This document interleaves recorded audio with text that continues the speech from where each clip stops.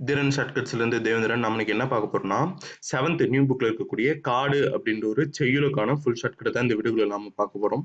வாங்க வீடியோக்குள்ள போலாம். இதோடைய ஆசிரியர் யாருன்னா சுரதா. ஓகேவா?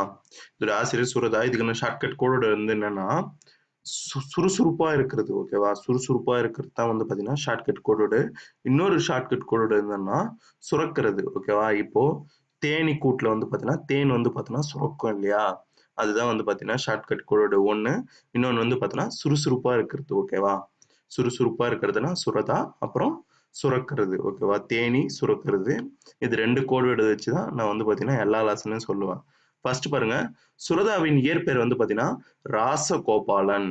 இதுக்கான ஷார்ட்கட் வந்து என்னன்னா, ஒருத்தனுக்கு சுர்ருன்னு வந்து பார்த்தீங்கன்னா என்ன வந்துச்சு? கோபம் வந்துடுச்சு. கோபம்னா கோபாலன். ஓகேவா? அத வச்சு நீங்க ஈஸியா போட்டுடலாம். இவர் பாரதிதாசன் மீது மிகுந்த பற்று கொண்டவர். அதனால என்ன பண்ணியிருக்காரு, பாரதிதாசனுடைய இயற்பெயரான சுப்புரத்தினம். எனவே தன்னுடைய பெயரை வந்து பார்த்தோன்னா என்ன பண்ணிட்டாருன்னா, சுப்புரத்தின தாசன் அப்படின்ட்டு மாற்றிக்கொண்டார். இதுக்கான அதாவது இவர் வந்து பார்த்தீங்கன்னா, பாரதிதாசன் இருக்கார் இல்லையா, அவர் வந்து பார்த்தீங்கன்னா, ரொம்ப பிடிக்கும் போல இது. அதனால வந்து பார்த்தீங்கன்னா என்ன பண்ணிட்டாருன்னா, பாரதிதாசனுடைய இயற்பெயர் வந்து என்னன்னா சுப்புரத்தினம். ஓகேவா? அந்த சுப்புரத்தினன்றத கொஞ்சம் மாத்தி என்ன பண்ணிட்டாரு, சுப்புரத்தினத்த அதுல பாரதிதாசன் இருக்கிற தாசனையும் சேர்த்து எடுத்து என்ன பண்ணிட்டாரு, சுப்புரத்தின தாசன் அப்படின்ட்டு மாத்திக்கிட்டாரு. ஓகேவா? ஃபர்ஸ்ட் பாரதிதாசனுடைய இயற்பெயர் வந்து பார்த்தீங்கன்னா என்னது தெரிஞ்சிடும், சுப்புரத்தினம் தெரிஞ்சிடணும். தினம் தினம் தாசன்னா வந்து பார்த்தீங்கன்னா அடிமை. ஓகேவா? தினம் தினம் அடிமையா இருக்காத அப்படின்றது தான் ஷார்ட்கட்டு பாரதிதாசனுக்கு. ஓகேங்களா? அதுக்கு அடுத்தது இதுக்கான ஷார்ட்கட் வந்து என்னன்னா, இந்த சுப்புரத்தின தாசனுக்கான ஷார்ட்கட் வந்து இதோ பாருங்க சுப்ப. ஓகேவா? இது 2 அடிச்சுங்க. இப்பாவா அடிச்சிருங்க. சு ர தா. ஓகேவா? அது போட்டா ஷார்ட் ஃபார்ம்ல சுரதான்னு வந்துரும். அதுக்கு அடுத்தது அதன் சுருக்கமே சுரதா என்பதாகும். ஓகேவா? அதுதான் குடுத்திருக்காங்க. உவமைகளை பயன்படுத்தி கவிதைகளை எழுதுவதில் வல்லவர் என்பதால் இவரை உவமை கவிஞர் என்று அழைப்பார். அதாவது இவர் வந்து பார்த்தீங்கன்னா, உவமைகளை பயன்படுத்தி கவிதைகளை எழுதுவாராம். அதனால இவர வந்து பார்த்தீங்கன்னா என்ன சொல்லுவார்ன்னா, உவமை கவிஞர் அப்படின்ட்டு சொல்லுவாங்களாம். இதுக்கான ஷார்ட்கட் வந்து என்னன்னா, சுறுசுறுப்பா இரு, இப்படி ஊமையா இருக்காத. உவமைனா ஊமைன்னு மாத்திக்கங்க. ஓகேவா? சுறுசுறுப்பா இரு, இப்படி ஊமையா இருக்காத. ஓகேவா? அதுக்கு அடுத்தது வந்து பார்த்தீங்கன்னா, அமுதும் தேனும், தேன்மழை, துறைமுகம் உள்ளிட்ட பல நூல்களை இவர் இயற்றியுள்ளார். அமுதும் தேனும், தேன்மழை, துறைமுகம் உள்ளிட்ட பல நூல்களை வந்து பார்த்தோன்னா, இவர் இயற்றியுள்ளார்ன்னு சொல்றாங்க. இதுக்கான ஷார்ட்கட் வந்து பார்க்கலாம். இதுக்கு ஷார்ட்கட் வந்து என்னன்னா, இதுக்கு கோட்வேர்ட் வந்து நான் இன்னொன்னு சொன்னேன் இல்லையா? தேனீ வந்து பார்த்தோன்னா, சுரக்கும் அப்படின்ட்டு அத ஞாபகம் வச்சுங்க. அதாவது சுரக்கும். சுரக்கும்னா சுரதா. ஓகேவா? அ தேனீ வந்து பார்த்தீங்கன்னா, மழையில வந்து பார்த்தீங்கன்னா, சுரக்குது இல்லையா? அதாவது மழை டைம்ல வந்து பார்த்தீங்கன்னா, தேனீ சுரக்குமாம். சும்மா ஷார்ட்கட்டுக்காக ஓகேவா? இந்த மாரி ஒரு கதைய ஞாபகம் வைங்க. தேனீ வந்து பார்த்தீங்கன்னா, மழையில சுரக்குமாம். அது எப்படி இருக்குமாம்? அமிழ்தம் போல இருக்குமாம். அமுதும்னா அமிழ்தம் போல இருக்குமாம் அந்த தேனீ. அந்த தேன் வந்து பார்த்தீங்கன்னா, துறைமுகத்த எடுத்துன்னு போய் வித்தா நெறைய லாபம் போகுமாம். அதாவது தேனீ வந்து பார்த்தீங்கன்னா, மழையில சுரக்கும் போதுனா, அந்த சுரதா ஓகேவா? அத லிங்க் பண்ணி அப்படியே அந்த லைன் ஃபுல்லா எழுதி வச்சுங்க. தேனீ வந்து பார்த்தீங்கன்னா, மழையில சுரக்கும்போது அமிர்தம் போல இருக்கும். அந்த தேனீ எடுத்துன்னு போயிட்டு துறைமுகத்துல வித்தா நெறைய ரேட்டு போகும். ஓகேவா? இத மட்டும் அப்படியே ஒரு லைனா எழுதி வச்சுங்க. அதுல சுரக்குதுன்னு வருது இல்லையா? அப்போ சுரதாவுடைய நூல்கள் அப்படின்ட்டு உங்களுக்கு ஞாபகம் வரணும். ஓகேவா?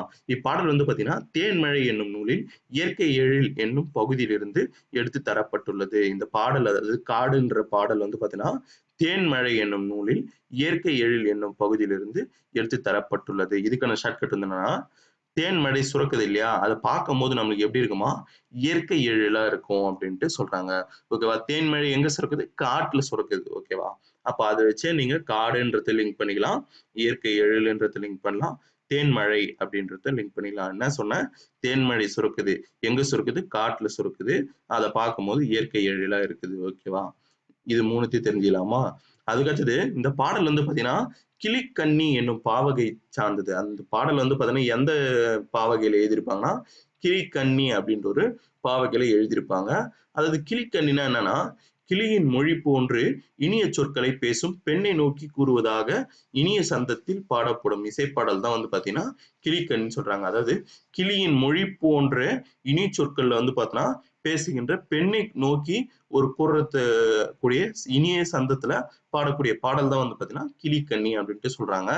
அதுக்கு அடுத்தது வந்து பார்த்தீங்கன்னா, பாடல் வரிகளுக்கான ஷார்ட்கட் பார்க்கறதுக்கு முன்னாடி இந்த காட்டை குறிக்கும் சொல்கள்னு ஒண்ணு குடுத்திருப்பாங்க. வேறு பெயர்கள்னு.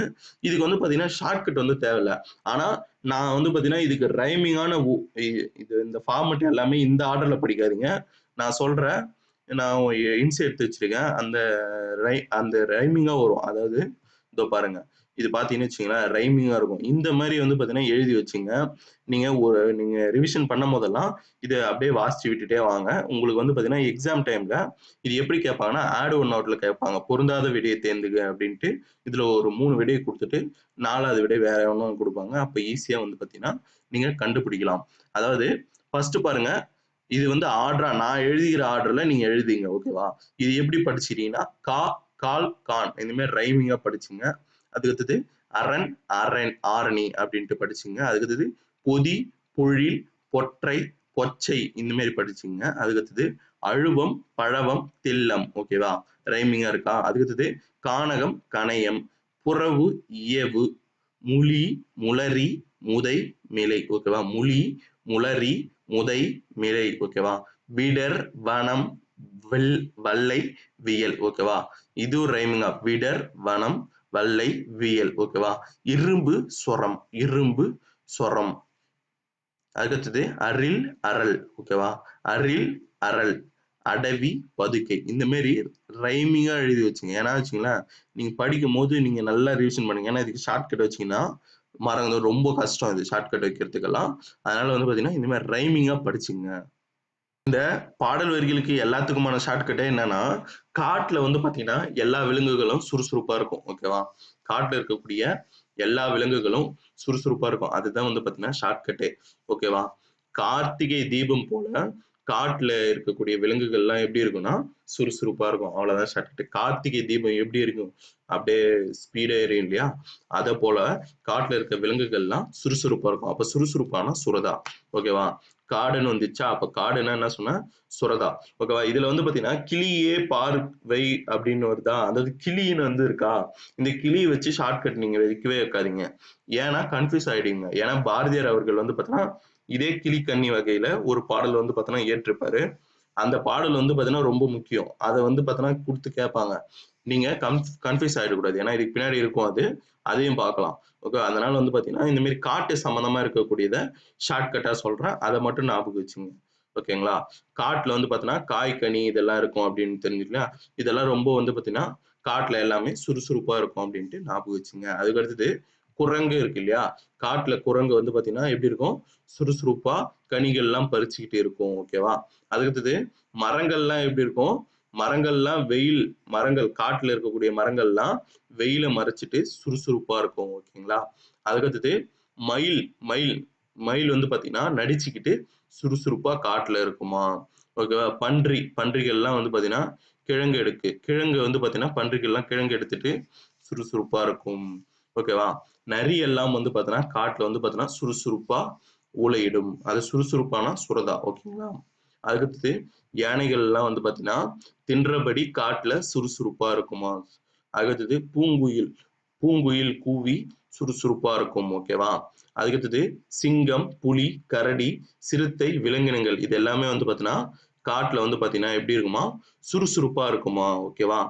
இது லாஸ்ட் லைன் பாருங்க. இது ரொம்ப முக்கியம். இயற்கை விடுதினா எது? காட்டுல. அப்போ இயற்கை விடுதியான காட்டுல வந்து பார்த்தீங்கன்னா, எல்லாமே சுறுசுறுப்பா இருக்கும். சுறுசுறுப்பா இருக்கணும்னா சுரதா. ஓகேங்களா? சொல்லும் பொருளுக்கான ஷார்ட்கட் பாருங்க. ஈன்று அப்படின்னா தந்து. ஈன்றுனா தந்து. இது தெரியும். கொம்புன்னா வச்சுக்கங்களேன் கிளை. கிளை கிளையா போகுது. கொம்பு வந்து பார்த்தீங்கன்னா, கிளை கிளையா போகுது. அதிமதுரம் அப்படின்னா மிகுந்த சுவை. அதினாலே மிகுந்த அப்படின்னு தெரியும். ஓகேவா? அதிகமா அப்படின்னா பொருள் ஞாபகம் வச்சுக்கோங்க. மிகுந்த ஓகேவா? மிகுந்த சுவை. களித்திட அப்படின்னா மகிழ்ந்திட. ரொம்ப களிப்பா இருக்க, ரொம்ப மகிழ்ச்சியா இருக்கே அப்படின்னு கேட்பாங்க இல்லையா? அதுதான். நச்சரவம் அப்படின்னா விடமுள்ள பாம்பு. நச்சு எங்க இருக்கும்? பாம்பு கிட்ட இருக்கும் இல்லையா? அத ஞாபகம் வச்சுங்க. விடுதினா என்னது? தங்குமிடம். இது தெரியும் எல்லாருக்கும். அதுக்கு அடுத்தது இந்த பாடல்கள் வந்து பார்த்தீங்கன்னா ரொம்ப முக்கியம். இந்த லெசனே ரொம்ப முக்கியமானது. ஏன்னா வச்சுங்களேன், இந்த லெசன்ல அந்த காட்டை குறிக்கும் சொற்கள் ரொம்ப முக்கியம். அந்த சுரதாவ பற்றின இது முக்கியம். அந்த லைன் ரொம்ப முக்கியம். இதுக்கப்புறம் இந்த பாரதியார் பத்தின லைன்கள் ரொம்ப ரொம்ப முக்கியம். நீங்க லைக்ஸ் பண்ணிட்டு வீடியோ பாருங்க. இந்த பாரதியார் என்ற ஒரு செய்யுளுக்கான ஷார்ட்கட்ட பார்க்கலாம். இவர் வந்து பாத்தீங்கன்னா கிளிக்கண்ணி அப்படின்ற ஒரு ஃபார்மேட்ல சுரதா வந்து எழுதியிருப்பாரு. இதே போல ஃபார்மேட்ல யாரு எழுதியிருக்காருன்னா பாரதியாரும் எழுதியிருக்காங்க. ஓகேவா? பாரதியாரோட இயற்பெயர் வந்து பாத்தீங்கன்னா என்னன்னா சுப்பிரமணி. ஓகேவா? சுப்பிரமணினா அதுல வர்ற மணின்றத ஞாபகம் வச்சுக்கங்க. ஓகேவா? மணினா கேஷ் மணி. ஓகேவா? கேஷ் மணின்றத ஞாபகம் வச்சுக்கங்க. ஏன்னா வச்சுங்க அதை வச்சு நான் ஷார்ட்கட் லிங்க் பண்ணுவேன். ஓகேங்களா? அதுக்கப்புறம் பாரதியாரா பாரதிதாசனான்ற ஒரு கன்ஃபியூஷன் ஆகும். பாரதியார்ன்றவர் ஃபர்ஸ்ட் வந்தவர். ஓகேவா? அதுக்கு அடுத்தது தான் பாரதிதாசன். இதுல ஃபர்ஸ்ட் வந்தவர்ன்றத ஷார்ட்கட் கோடோட வைப்பேன். அதுக்கப்புறம் இந்த சுப்பிரமணியில வரக்கூடிய மணின்ற ஒரு இதுவை நான் ஷார்ட்கட்டா வைப்பேன். ஓகேவா? ஃபர்ஸ்ட் பாருங்க, நெஞ்சில் உரம் ஊன்றி அப்படின்னு இருக்கா. இதுதான் வந்து பாத்தீங்கன்னா, அதாவது ஃபர்ஸ்ட் ஒருத்தர் வந்து பாத்தீங்கன்னா நெஞ்சில் உரம் ஊன்றியவர் யாரு? பாரதியார். ஃபர்ஸ்ட் உரம் ஊன்றியவர் யாரு? பாரதியார். அப்போ செகண்ட் வந்தவர் தான் பாரதிதாசன். இதை வச்சு நீங்க ஈஸியா பாரதியார்னு கண்டுபிடிச்சிருவீங்க. அதுக்கடுத்தது வஞ்சனை சொல். ஓகேவா? என்ன பண்ணுவாங்க, இதுக்கான ஷார்ட்கட் வந்து என்னன்னா, மணி அதிகமா இருக்கிறவங்க என்ன பண்ணுவாங்கன்னா வஞ்சனை சொற்கள் வந்து பாத்தீங்கன்னா அதிகமா பேசுவாங்க. மணி அதிகமா வச்சுட்டு இருக்கிறவங்க என்ன பண்ணுவாங்க, வஞ்சனை சொற்களை அதிகமா பேசுவாங்க. அதுக்கு அடுத்தது வந்து பாத்தீங்கன்னா கூட்டத்தில் கூடி நின்று இருக்கா. கூட்டத்தில் கூடி நின்றாலும் மணி யார் அதிகமா வச்சுட்டு இருக்காங்களோ அவங்களுக்கு தான் வந்து பாத்தீங்கன்னா மரியாதை. கூட்டத்துல நீ கூடி நின்றாலும் மணி யார் அதிகமா வச்சுட்டு இருக்காங்களோ அவங்களுக்கு தான் மரியாதை. ஓகேவா? நாட்டத்தில் கொள்ளாரடி அப்படின்னு இருக்கா. இது நாட்டம் பதிலா நட்டம்னு மாத்திங்க. மணி அதிகமா வச்சுட்டு இருக்கிறவங்களுக்கு அதிகமா நட்டம். ஏன்னா அதிகமா பேராசைப்படுவாங்க. அதனால வந்து பாத்தீங்கன்னா அவங்களுக்கு அதிகமான நட்டம் அப்படின்ட்டு ஞாபகம் வச்சுங்க. ஓகேங்களா? அந்த மணினாலே சுப்பிரமணி பாரதியார் அப்படின்ட்டு போட கத்துக்கணும். ஓகேங்களா? ஏன்னு வச்சுங்களேன், பாரதியார்ன்றது வச்சு ஷார்ட்கட் சொல்றது ரொம்ப ரொம்ப கஷ்டம். அதனால அவனோட இயற்பெயர்ல வச்சு நான் ஷார்ட்கட் சொல்றேன். ஓகேங்களா? இந்த வீடியோ உங்களுக்கு பிடிச்சிருந்தா லைக் பண்ணுங்க, சப்ஸ்கிரைப் பண்ணுங்க, பெல் ஐகானை பிரஸ் பண்ணுங்க. நன்றி.